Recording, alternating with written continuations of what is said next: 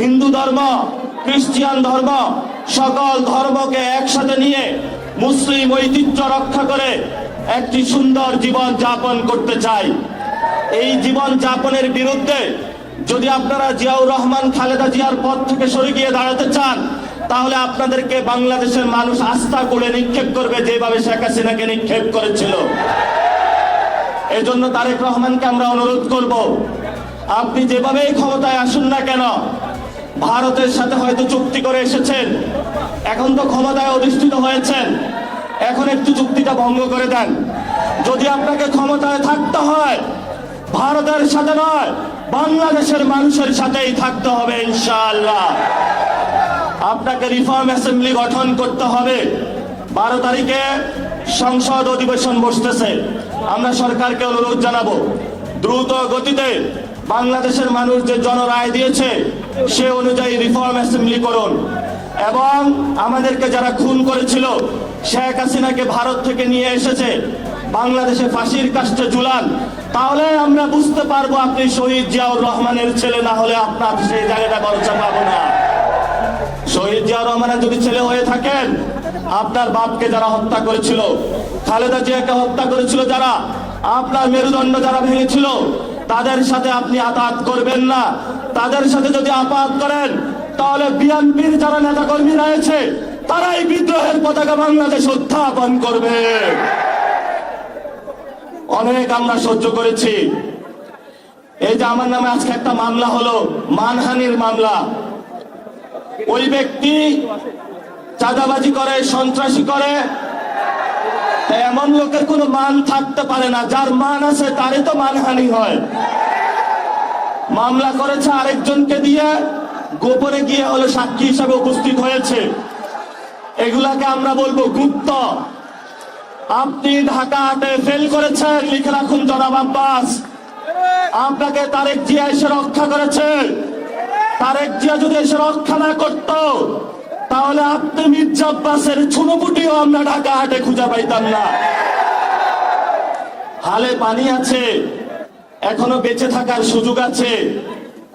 ভদ্র হন, ভদ্র হতে শিখুন। আমরা সভ্য সমাজে বসবাস করি, অসভ্য আচরণ করবেন না। অসভ্য আচরণ যদি করেন, কিভাবে আপনাকে সভ্য করতে হয়, আপনাদেরকে সভ্য করতে হয়, এটা আমাদের ভালো করে জানা আছে। ওরা আমাদের ভয় দেখায়। আমরা এক আল্লাহ ছাড়া কারো কাছে ভয় পাই না। মামলা হামলা অনেক আগেই পার করেছি। শেখ হাসিনার আমলে রিমান্ডে নিয়ে আমাকে মাথা নিচের দিকে দিয়ে, পা উপর দিকে দিয়ে সারা রাত নির্যাতন করেছিল। কখনো আপোষ করার চেষ্টা করি নাই। তুমি কোন চ্যাটের বাল আব্বাস? তুমি আসছো এখানে মামলা করতে, গুনার টাইম নাই। সিনিয়র সিটিজেন আসেন, সিনিয়র সিটিজেন আসেন, আমরা সম্মান করতে চাই। কিন্তু নিজের সম্মান যদি না রাখতে পারেন, তাহলে এই যারা ইয়াং জেনারেশন আছে, জেনজিরা আছে, আপনার পুরা সম্মানের চাদর খুলে বুড়িগঙ্গায় নিক্ষেপ করবে। আমরা ধৈর্য ধারণ করতেছি। আমরা শান্তিতে বিশ্বাস করি, আমরা গণতন্ত্রে বিশ্বাস করি। ওই দিন নির্বাচনের দিন আমি যদি সেইখানে কনফ্রন্টেশনে যেতাম, হাজার হাজার স্টুডেন্ট হসপিটালে থাকতো। আমি গণতন্ত্রে বিশ্বাস করেছি, কিন্তু গণতন্ত্রের নামে আপনারা ইঞ্জিনিয়ারিং করেছেন। আমরা এখনো সহ্য করছি। দ্রুত রিফর্ম অ্যাসেম্বলি করেন, দ্রুত বাংলাদেশের সংস্কার বাস্তবায়ন করেন, দ্রুত বাংলাদেশের শহীদদের বিচার বুঝিয়ে দেন, আহতদের বিচার বুঝিয়ে দেন, শহীদ ওসমান হাদি ভাইয়ের বিচার বুঝিয়ে দেন, ধর্ষণ বন্ধ করেন। নরসিংদীতে গতকাল একটি ধর্ষণ হয়েছে। আপনার সন্তান আছে, তাকে আপনি নিরাপত্তার চাদরে আবৃত করে রাখেন। আমার সন্তান, আমার মা বোনের যেদিন নিরাপত্তা দিতে পারবেন, সেদিনই আপনি জনতার প্রধানমন্ত্রী হবেন। এর আগে হবেন না, হবেন না। আমরা একটা আশঙ্কার মধ্যে দিনাতিপাত করছি। আইন শৃঙ্খলার অবনতি হয়েছে। এই বরিশালবাসী আওয়ামী লীগের অনেক নির্যাতন সহ্য করেছে।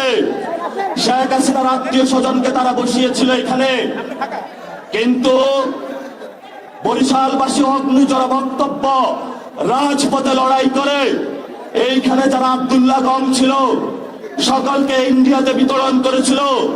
বরিশালবাসীর সাথে কেউ পাঙ্গা নিতে আসবেন না। বরিশালবাসী পানিতে সাঁতার কাটে, সংগ্রামী জীবন, তারা জীবন যুদ্ধে অলরেডি জয়ী হতে আছে। তাদেরকে নতুন যুদ্ধ আপনারা শেখাতে আসবেন না। লড়াই চালাবেন, আপোষ করবেন না। মাঝে মাঝে বাঙালি জমিতে যায় আমরা ধান চাষ করব, পুকুর থেকে মাছ উঠাবো, আমাদের ইন্ডিয়ান কোনো কিছু প্রয়োজন নাই। বাংলাদেশে পর্যাপ্ত জিনিস আছে, মান মর্যাদা নিয়ে বাঁচবো। স্বাধীনতার প্রশ্নে কারোর সাথে আপোষ করব না। সংগ্রাম চলবে, লড়াই চলবে, বাংলাদেশ মুক্তি পাবে। সবাইকে সেই সংগ্রামের আহ্বান জানিয়ে আমি আমার বক্তব্য শেষ করছি। আসসালামু আলাইকুম ওয়া রাহমাতুল্লাহি ওয়া বারাকাতুহু।